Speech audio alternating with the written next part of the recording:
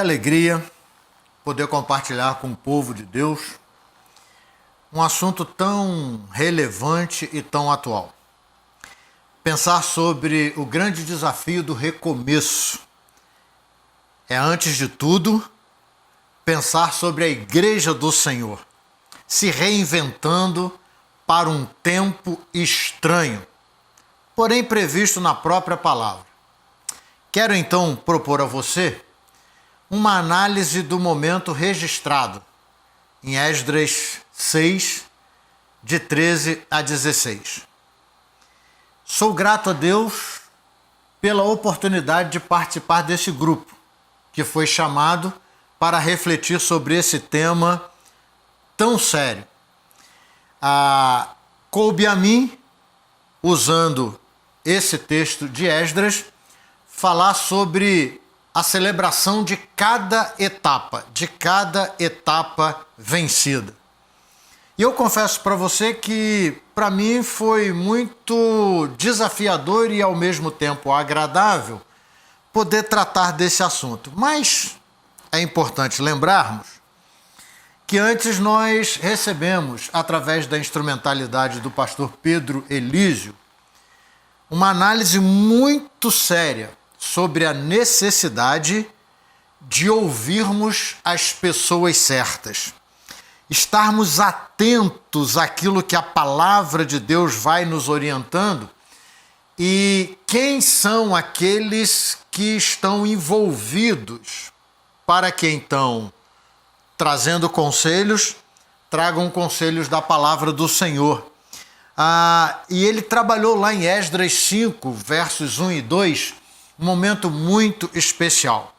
Então a minha ideia é trabalhar com você, é pensar com você sobre essa celebração de cada etapa vencida, a partir do momento que nós entendemos o que está acontecendo com a nossa vida nesse tempo. Eu não vou fazer a leitura do texto aqui, até porque o tempo que eu tenho de vídeo, ele não me permite isso.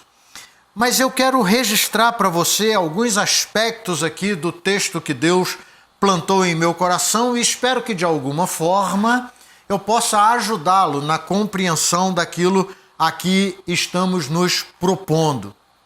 No processo de recomeçar, considerar a importância de cada etapa da construção é fundamental. E eu gostaria de destacar isso com você de uma maneira muito séria. Porque quando nós pensamos em uma construção ou em uma reconstrução, os processos eles precisam ser absolutamente seguidos para que a gente tenha um bom resultado. É dessa maneira que eu entendo que a igreja será muito beneficiada diante desse momento tão caótico que nós estamos vivendo. Após os 17 anos lá de trabalhos interrompidos, os judeus conseguem concluir a obra do templo, motivados pela pregação dos profetas Ageu e Zacarias. Isso está registrado lá no capítulo 5, os versos de 1 a 2. Vivemos um tempo de busca, ouça isso, por coisas grandes, mas sem consistência, o que nos leva a um processo de não valorização das etapas. Quando eu penso sobre a responsabilidade da igreja trabalhando esse processo de etapa vencida, celebração feita, celebrando, cultuando, agradecendo a Deus por cada momento, por cada dificuldade, isso me inspira a viver diante desse tempo que nós estamos, os grandes desafios de Deus. Para muitas pessoas, esse está sendo um tempo difícil, e de fato está. Mas eu tenho visto nele uma oportunidade muito grande para a igreja se reinventar, para a igreja poder experimentar algo tremendo. Quando nós entendemos isso, nós precisamos olhar o que acontece em Jerusalém. Jerusalém não estava totalmente reconstruída, mas o templo já estava pronto. Isso é lindo, né? Eles valorizaram o mais importante para eles. E aí os judeus, os anciãos, eles começam a construir a casa do Senhor, para que naquele processo de reconstrução de Jerusalém, que seria um processo mais lento, aquele lugar de celebração, aquele lugar de adoração pudesse estar estabelecido. Então eu quero desafiá-lo a pensar comigo na situação atual da humanidade. Um tempo estranho, muitas incertezas, grandes perdas. Diante desse quadro caótico, a igreja precisa reagir. E a melhor maneira é trabalharmos a análise das circunstâncias, o conhecimento do projeto e a credibilidade do autor. Foi dessa maneira que eu entendi e seria muito gostoso poder conversar com você sobre o tema que me foi proposto, sobre essa oportunidade que Deus está me dando. Então eu entendi que nesse processo introdutório, eu deveria trazer a você, e assim o fiz, ou pelo menos tentei, essa ideia de que o caos, ele pode estabelecer, sim, uma oportunidade muito rica de podermos fazer diferença, até porque há uma promessa sobre a Igreja de Cristo. E essa promessa diz que em todas as coisas nós seremos mais do que vencedores.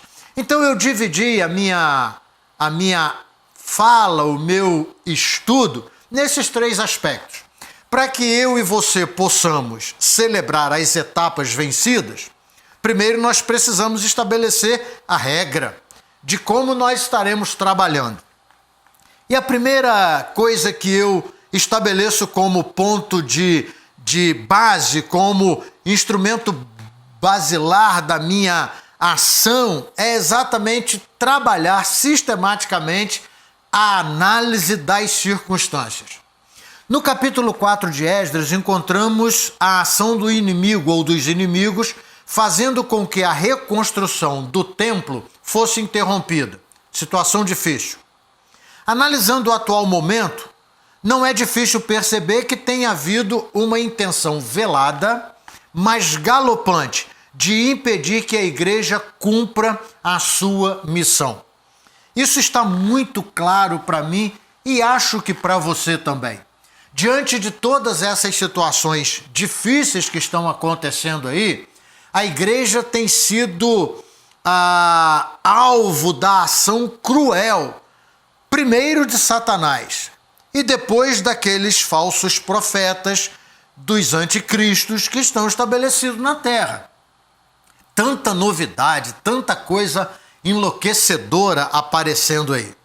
E aí eu convido você a fazermos uma análise do texto, ou darmos uma olhada no texto de Esdras 5, de 1 a 5, e ali nós perceberemos que a análise das circunstâncias, de maneira equilibrada, faz com que Ageu e Zacarias assumam a responsabilidade de desafiar o povo em nome do Deus de Israel, cujo espírito estava com eles, a edificarem a casa de Deus. Esta é uma ação muito interessante. As circunstâncias causadas pela pandemia afetam emocional e espiritual e tem levado muitos cristãos a se esquecerem dos feitos maravilhosos de Deus. Estamos impedidos de vivermos toda a liberdade da comunhão através das nossas reuniões presenciais. Isso é uma situação que é clara para todos nós. No entanto, temos tido uma grande oportunidade de fortalecimento dos laços familiares, do estudo da palavra, de um tempo maior para a oração, de chegarmos virtualmente a muitos que nunca alcançaríamos. Que coisa sensacional esse tempo tem nos oportunizado. Acho que foi exatamente isso que os profetas Ageu e Zacarias tentaram incutir na mente do povo quando eles começaram a falar, quando eles começaram a pregar e aquele povo começou a ter o coração motivado pela palavra e começou então a aceitar o grande desafio. Veja bem, talvez você diga, mas nós continuamos presos, com dificuldades. Sim, eu concordo com isso. Mas essas etapas, que há muito estavam esquecidas, estão sendo reconstruídas em nossa vida e por isso devemos celebrar. Quando a igreja entende que ela precisa se reinventar, isto significa dizer que a análise ela está sendo feita de uma maneira coerente, de uma maneira criteriosa, de uma maneira muito interessante. Eu e você não podemos perder a oportunidade de analisarmos as circunstâncias para observarmos, sim, queridos, observarmos de que maneira nós poderemos ser proativos. Uma igreja, de fato, segundo o coração de Deus. Os adversários não desistem com facilidade. Isso está registrado lá no capítulo 5, os versos de 6 a 17. Eles fazem uma consulta ao rei Dario, invocando a história, questionando a legitimidade de quem ordenou a reconstrução. Outro entrave para o processo. Mais uma vez, Deus permite aos judeus entenderem que etapas são importantes e eles contemplam Deus usando Dario de uma forma poderosa para abençoar e fazer acontecer aquilo que eles desejavam. Quero compartilhar uma experiência com você. Eu tive a oportunidade com a nossa igreja de fazermos uma viagem missionária no barco ou missionário da nossa junta de missões nacionais. E foi um momento assim singular. Estaremos fazendo outra agora em abril de 2021, se Deus assim permitir. E uma das coisas que me encantou por demais ali é perceber que os nossos radicais, eles encaram os desafios dali, que para nós são desafios quase que desumanos, de uma maneira tão extraordinária, de uma maneira tão gostosa, de uma maneira tão bonita, que eles conseguem nos contagiar de forma impressionante. Eles não desistem nunca. As adversidades, elas estão ali exatamente para fazer com que eles se levantem, analisem as circunstâncias do porquê aquilo aconteceu e então eles corram na direção de descobrir o que Deus tem para eles. Vivemos ali no barco uma experiência muito interessante. Nós entregamos ali algumas coisas e dentre algumas coisas que nós distribuímos com os missionários vários que tivemos, nós entregamos a 2 missionários bolas de futebol, 2 ou 3 bolas de futebol. Elas estavam até vazias, eram novinhas. E quando nós voltamos a nossa atenção, aqueles 2 meninos estavam chorando. E nós ficamos assim, meio sem saber por que eles estavam chorando. Alguns pensaram que eles ficaram meio decepcionados por terem ganho apenas aquelas bolas, né? E eu então fui lá e fiz um questionamento a eles e eu disse, mas rapaz, vocês estão chorando por quê? E eles me disseram assim, pastor, isso é resposta das nossas orações. Nós trabalhamos com esporte para evangelizar a criança e nós não temos as bolas. Nós temos os times, nós temos a orientação, nós temos um lugar ali. Ele foi me mostrar o campo que eles treinam, eu fiquei horrorizado. Mas nós não temos as bolas e vocês foram resposta de Deus para nós. Eu fiquei tão impressionado com aquilo, porque eles viram Deus no simples fato de receberem 2 ou 3 bolas de futebol. E eu tenho me perguntado, de que maneira eu e você temos analisado as circunstâncias e percebendo que elas são adversas, podemos entender que o Deus a quem servimos é o Deus da promessa. É o Deus que chamou os profetas e fez com que eles entendessem o seguinte: as circunstâncias macro estavam sendo complicadas. Jerusalém precisava ser reconstruída. Mas enquanto aquilo estava acontecendo, havia uma circunstância que podia acontecer mais rapidamente e que tinha um valor muito maior. E então eles trabalham na conscientização das pessoas através da palavra para que eles se animassem e trabalhassem a reconstrução da casa de Deus. Eu fico imaginando que nós podemos mesmo fazer uma pergunta muito séria. Diante das circunstâncias adversas, como que eu e você temos encontrado o agir de Deus, as respostas de Deus, para podermos fazer valer as promessas que Ele nos tem dado? Que coisa linda! Isso enche o meu coração de alegria. O segundo momento que eu quero compartilhar com você é uma outra etapa que para mim também é de igual importância, que é o conhecimento do projeto. Eu preciso conhecer qual é o projeto para que eu possa trabalhar de maneira muito mais equilibrada, ágil e segura. Quando nós olhamos isso, um grande aprendizado é valorizar o trabalho profissional. Em um processo de construção, a importância de um arquiteto é de grande valor. Ele faz com que leigos vejam aquilo que sonham ver realizado. Veja bem isso. Quando seguimos o projeto, mesmo que demore pouco ou muito, nos alegramos diante de cada etapa concluída, porque já sabemos o que está por vir. Eu gosto muito dessa ideia. Quando nós estamos falando sobre celebrar cada etapa, ter um projeto e poder ver essas etapas muito bem estabelecidas me estimula a preparar também os atos de celebração. Igreja é apaixonante por causa disso. A igreja é um projeto grande de Deus, a igreja é um projeto maior de Deus. E quando Deus é o arquiteto, quando Deus é aquele que vem e apresenta o projeto, e nós somos apenas os que vão trabalhar, somos os trabalhadores, os servos mesmos, nós conseguimos ter visão maior, alargada, para realizarmos a obra já sabendo quando ela será concluída aquela etapa e já estarmos estabelecendo também a maneira como agradeceremos a Deus as etapas que foram concluídas. Acompanhando projetos elaborados por amigos arquitetos, vejo a facilidade com que as famílias se alegram com a conclusão das etapas em virtude de perceberem que o próximo desafio está ali, bem diante dos olhos deles. Perceber que Deus deu vitória na etapa é ter clareza quanto ao próximo passo, e isto é estimulante. É preciso dar atenção a este fato, conhecer o projeto.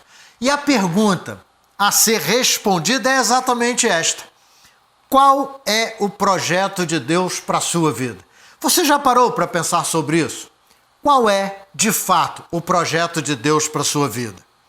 Nesse meu relacionamento com a igreja, e já são aí 39 anos, só aqui na PIB em Casimiro 30 anos, de um modo geral, é fácil encontrar pessoas, e isso eu vi durante toda a minha vida ministerial, fazendo muitas coisas dentro da igreja. Mas um detalhe que eu observei é que a maioria dessas pessoas estavam fazendo coisas e estavam ocupando lugares que foram sugeridos por outras pessoas.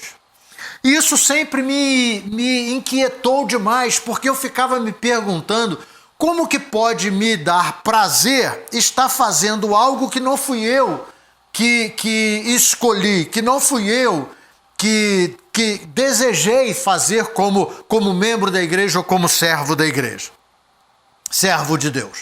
Então essa era uma pergunta que sempre me incomodou por demais. Como pode ser prazeroso fazer uma obra ou estar ocupando um lugar que outro determinou para mim por indicação e outros aqueceram através do voto?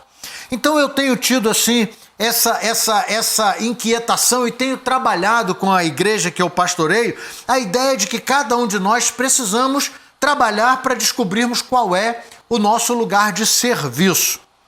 Observando esse aspecto e entendo com toda a propriedade a expressão igreja, não é fazer, é ser. Nós, ouça isso, somos o grande projeto de Deus. E aí está o nosso maior desafio. Então eu gostaria de lembrar a você que você precisa conhecer esse projeto de Deus para a sua vida. E você precisa saber de que maneira você vai desenvolver esse projeto na igreja onde você está. Então, veja bem que coisa interessante. a análise das circunstâncias e também o conhecimento do projeto me permitem ter uma experiência singular com a obra e me fazem estar tão empolgado que cada etapa vencida eu terei motivos de sobra para celebrar, para agradecer ao meu Deus. Por último, eu penso que de igual forma e também de igual importância é termos credibilidade em relação ao autor desse projeto. É muito interessante a gente observar que nesse texto, quando Dario determina e autoriza a construção ou a edificação do templo, fica claro, isso está registrado lá no capítulo 6, o verso de número 8, que Deus estava agindo em prol do seu povo. Deus estava fazendo isso com toda a tranquilidade, com toda a determinação. Nós seremos gratos e com motivos para celebrarmos quando confiarmos incondicionalmente no autor do projeto, o Deus de Israel. É muito interessante que eu e você observemos isso. Hoje a gente vive, e eu não estou fazendo nenhuma crítica, é apenas uma constatação, dando muita ênfase a algumas coisas que na verdade interessam muito mais para o mundo do que para o corpo de Cristo.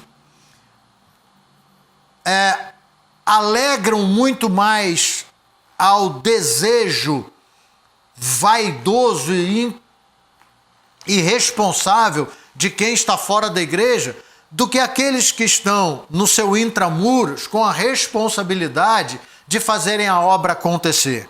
E uma coisa que eu tenho avaliado é muito isso. Se o Deus que me chamou é o autor desse projeto, eu confio nele ao ponto de entender que a minha vontade, o meu desejo, precisam estar subjugados à vontade e ao desejo dele. É muito necessário que eu e você façamos esta observação. Porque quando eu conheço o autor do projeto, eu sei que ele não falha. Eu sei que ele nunca falhou. Eu sei que ele não vai falhar. Deus não falha. E é muito interessante a gente observar isso. Precisamos entender que a celebração é a manifestação pessoal daquilo que sinto e vejo Deus fazendo, antes de tudo, na minha vida. E então, recomeçar vai ficar muito fácil. Essa é a grande questão. O que Deus já fez na sua vida? Quando ele interviu em alguma situação, ele cumpriu aquilo que prometeu? Quando ele te desafiou e disse, eu estarei contigo, ele de fato esteve ou você se viu sozinho? Se você, na verdade, tem essa certeza e tem essa compreensão, então, analisado as circunstâncias, tendo conhecimento pleno do projeto e confiando no autor, você não terá nenhuma dificuldade.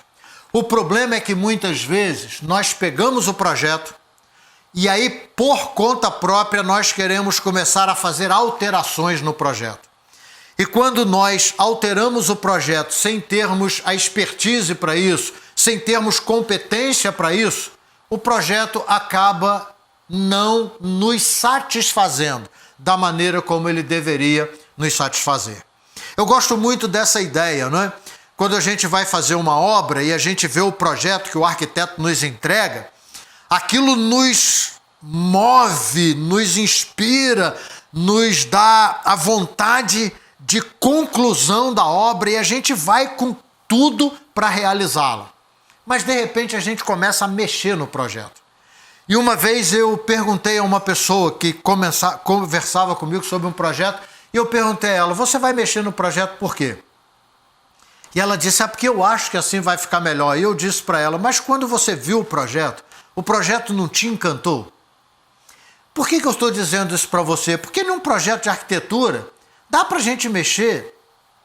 Eu acho que não deveríamos, mas dá para mexer e a gente vai se adaptar. Agora, no projeto de Deus, não dá para a gente mexer, porque o projeto de Deus, ele é perfeito. A igreja, como noiva de Cristo, ela precisa andar debaixo da orientação de Deus, sem se desviar nem para a direita nem para a esquerda, sem tirar ou acrescentar no seu manual de regra nenhuma vírgula que seja. É esse o grande desafio para mim e para você. Se você confia no autor do projeto, então nós precisamos estabelecer essa regra de maneira muito clara. Considero, portanto, tudo isso como etapas cumpridas em meu processo de construção e logo consigo ver com motivação a próxima etapa a ser iniciada. Hebreus 12:1 nos mostra isso. Celebro cada etapa por saber que cada uma faz parte do cumprimento da promessa do autor e nele confio, pois já sei como esta obra será concluída. Dê uma olhadinha no que Paulo escreve aos Filipenses, capítulo 1, verso 6. E aí eu gostaria de deixar com você essa ideia. A conclusão de um projeto é o objetivo de todos que iniciam uma obra. Eu sou igreja, lavado e remido no sangue do Cordeiro. E a Bíblia diz que Deus começou uma obra em mim e Ele é fiel para completá-la.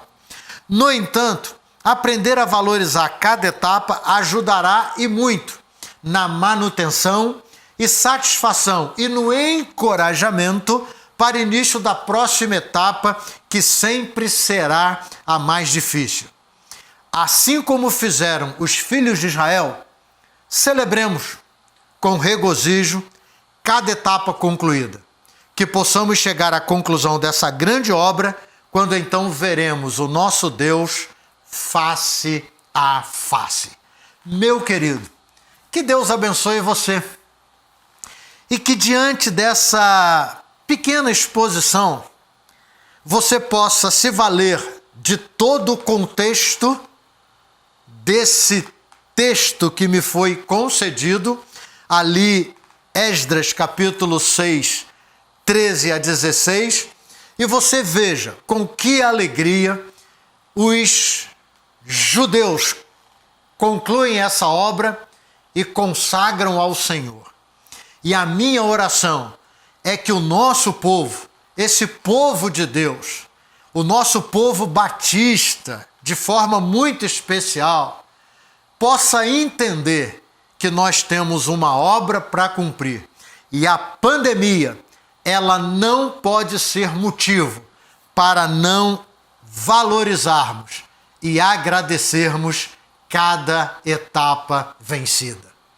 Analise as circunstâncias, conheça o projeto, confie no autor e eu tenho certeza que você terá motivações de sobra para celebrar cada etapa. A menor que seja ela, você terá motivos de sobra para celebrar. Que Deus nos abençoe e que Ele complete em nós aquilo que é o querer do seu coração.